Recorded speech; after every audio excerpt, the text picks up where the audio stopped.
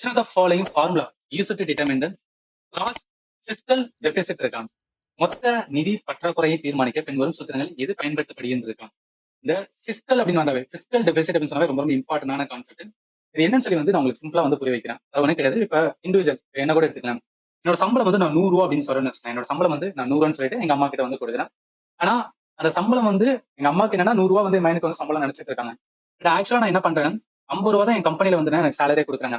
50 ரூபா என்ன பண்றேன் அப்படின்னு பாத்தீங்கன்னு வச்சுக்கேன், என் ஃப்ரெண்ட் கிட்ட வந்து கடனா வந்து வாங்கிட்டு போய் வந்து கொடுக்குறேன். ஏன் வாங்குறேன்னா அந்த டைம் என்னன்னா எனக்கு தேவை 100 ரூபா வந்து தேவை. ஏன்னா வீட்டுல வந்து எல்லாமே வந்து இருக்கனால ப்ரெஷர் இருக்கனால என்னன்னா ஒரு 100 ரூபா வந்து செலவு இருக்கு அப்படின்னு சொல்றாங்க. அதனால 100 ரூபா என்ன பண்றேன்னா கடன் வாங்கி 50 ரூபா கடன் வாங்கி 50 ரூபா என்னோட வந்து சேலரியை வந்து டோட்டல் என்ன பண்றேன் 100 ரூபா அப்படின்னு சொல்றேன்.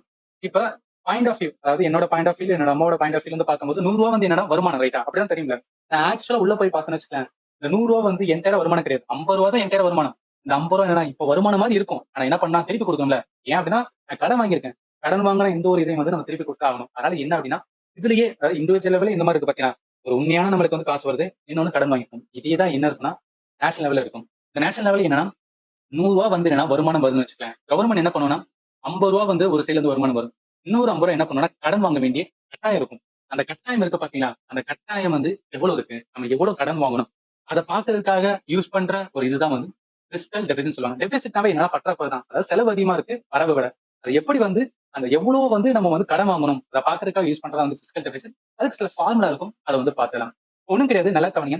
பிசிக்கல் டெபிசிட்னாவே நாட்டோட வருமானம் அண்ட் வந்து செலவு, அது ஒரு கான்செப்ட் இருக்கும். நம்மளோட வருமானத்தை என்ன சொல்லுவாங்க, ரெவன்யூ ரிசிப்ட் அண்ட் கேபிட்டல் ரிசிப்ட்னு சொல்லுவாங்க. செலவை என்ன சொல்லுவாங்க, revenue expenditure and capital expenditure அப்படின்னு சொல்லுவாங்க. இப்ப எனக்கு என்ன தேவை அப்படின்னு பாத்தீங்கன்னா, இது டோட்டல் எக்ஸ்பெண்டிச்சர், இது வந்து என்னன்னா டோட்டலான வந்து ரெசிப்ட், சரியா? அதாவது வரவு, இது வந்து வரவு, இது வந்து செலவு. பிசிக்கல் டெபிசிட் கண்டுபிடிக்கணும். Difference between total receipt and total expenditure. ஆனா என்ன, பாரோவிங்க எக்ஸ்க்ளூட் பண்ணணும். எதுக்காக பாரோவிங்க எக்ஸ்க்ளூட் பண்றாங்க அப்படின்னு கேட்டீங்கன்னா, அப்பதான் நம்மளுக்கு தெரிய வரும் எவ்வளவு எனக்கு உண்மையிலேயே வந்து காசு தேவை, இந்த நாட்டுக்கு எவ்வளவு நான் கடன் வாங்க வேண்டியது இருக்கு. அதை பாக்குறதுக்காக என்ன பண்ணணும்னா இந்த பாரோவிங்க எக்ஸ்க்ளூட் பண்ணிட்டு மிச்சம் எவ்வளவுதான் வந்து உண்மையிலேயே வந்து நமக்கு பற்றாக்குறை இருக்குன்னு சொல்லுங்க. அதை வச்சு என்ன பண்ணிக்கலாம்னா நம்ம எவ்வளவு பாரோ பண்ணலாம்னு வந்து தெரிஞ்சுக்கலாம்னு சொல்லுவாங்க. அது கொஞ்சம் கன்ஃபியூஷனா இருக்கலாம், அது ஒண்ணு கிடையாது. நல்லா கவனியம். கவர்மெண்ட்ல என்னன்னா வரவு அப்படின்னு சொல்லலாம். வரவை வந்து ரெண்டா பிரிப்பாங்க. ஒண்ணு ரெவன்யூ அப்படின்னு பிரிப்பாங்க, இன்னொன்னு கேபிட்டல் அப்படின்னு வந்து பிரிப்பாங்க.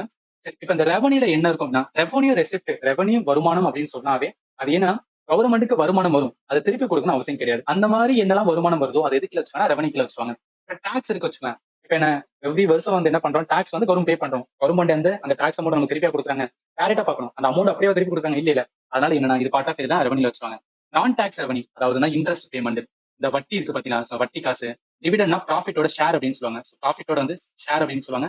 கவர்மெண்ட்டுமே என்ன நிறைய பப்ளிக் செக்டர் அந்த அண்டர்டேக்கிங் இருக்கா, அதுல என்னென்ன ஷேர் இருக்கும், அதோட வருமானம் வரும். அதே மாதிரி யூஸரோட ஃபைன், இப்ப டிராஃபிக் ரூல ஃபாலோ பண்ணா நம்ம ஃபைன் பண்றாங்களா, அதெல்லாம் என்ன அப்படின்னா கவர்மெண்ட்டுக்கு வருமானம் தான். இந்த மாதிரி எதெல்லாம் ஒரு வருமானம் கவர்மெண்ட் திருப்பி கொடுக்கணும் அவசியம் இல்லையோ அதெல்லாம் பார்ட் ஆஃப் இதுக்குள்ள வந்துட்டா ரெவன்யூக்குள்ள வந்து ரைட்டா.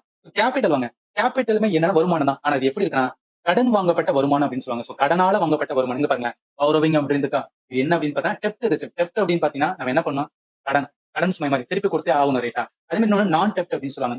நான் டெப்ட் என்பது லோனை ரெக்கவரி பண்றது, டிஸ்இன்வெஸ்ட்மெண்ட், அதே மாதிரி என்டையர் அமௌண்ட் என்ன பண்ணா திருப்பி கொடுக்கறது, இதெல்லாம் பார்ட் ஆஃப் என்ன வரும் அப்படின்னு பார்த்தா நான் டெப்ட் வந்து ரெசிப்ட் வரும். இந்த இடத்துல புரிஞ்சுக்கிற வேண்டியது என்ன, நீங்க பாரோவிங் அப்படின்றது பாத்தீங்கன்னா இந்த பாரோவிங் எவ்வளவு வேணும் அதை பாக்குறதுக்காக என்ன பண்ணுவாங்கன்னா ஒரு கான்செப்ட் பிசிக்கல் டெபிசிட்.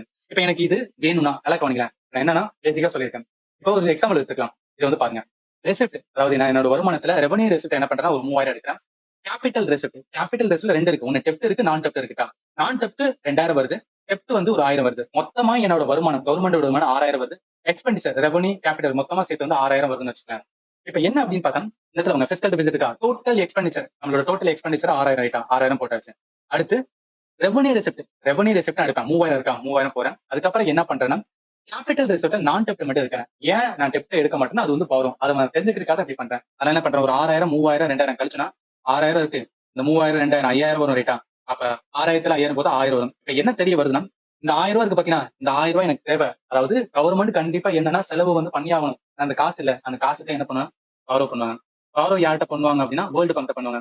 நியூஸ்ல இல்ல சில வந்து மூவில கூட சொல்லுவாங்கல்ல, இந்த மாதிரி உலக வங்கியில வந்து ஏன்னா இந்தியாவோட கடன் சுமை எவ்வளவு பார்க்கலாம் சொல்றாங்க பாத்தீங்கன்னா, அதெல்லாம் எப்படி வச்சு சொல்றாங்கன்னா பிகாஸ் ஆஃப் என்னன்னா இந்த மாதிரி கால்குலேட் பண்றதுனால. இது வந்து நான் கன்ஃபியூஸ் பண்ற மாதிரி சொல்லியிருக்கலாம், பட் வந்து கான்செப்ட் மட்டும் புரிஞ்சுங்க. பிசிக்கல் டெபிசிட் என்பது அப்படின்னு பாத்தீங்கன்னு வச்சுக்கோங்க, நல்லா கவனிங்க. பிசிக்கல் டெபிசிட் என்பது கவர்மெண்ட் உண்மையிலேயே எவ்வளவுதான் கடன் வாங்கி வந்துன்னா அவங்களோட பற்றாக்குறை, அவங்களோட செலவை வந்து பாக்குறதுக்காக வந்து எவ்வளவு எடுக்கிறாங்க, வாங்குறாங்க, அதை பாக்குறதுக்காக உருவாக்கப்பட்ட கான்செப்ட் தான் வந்து பிசிக்கல் டெபிசிட். அதுக்கான ஃபார்முலா என்ன? Total expenditure minus revenue receipt, அதுல சேர்த்து நான் டெப்ட் கிரியேட்டிங் கேபிட்டல் அசெட், இது ரெண்டே மட்டும் தான் கூட்டணும். ஏன்னா நான் சொன்னா, அதாவது 6000 இருக்கு, இங்கிட்ட ஒரு 5000 போட்டோம் பாத்தீங்கன்னா, அந்த 5000 என்ன, அந்த ரெவன்யூ ரிசிப்ட், அதே மாதிரி கேபிட்டல் ரிசிப்ட், நான் டெப்ட் மட்டும். அந்த மாதிரி எதை வந்து நான் எக்ஸ்க்ளூட் பண்ணணும் அப்படின்னு பாத்தீங்கன்னு வச்சுக்கேன், பாரோவிங் எக்ஸ்க்ளூட் பண்ணணும். ஆனா அந்த பாரோவிங் கொடுக்காடும் பரவாயில்ல, இதை மட்டும் ஆட் பண்ணா போதுமே, இதை மட்டும் ஆட் பண்ணாவே நமக்கு தெரிய வந்துரும்ல. அதனால இந்த கொஸ்டினுக்கு ஆன்சர் என்ன வரும்? இதா வரும்.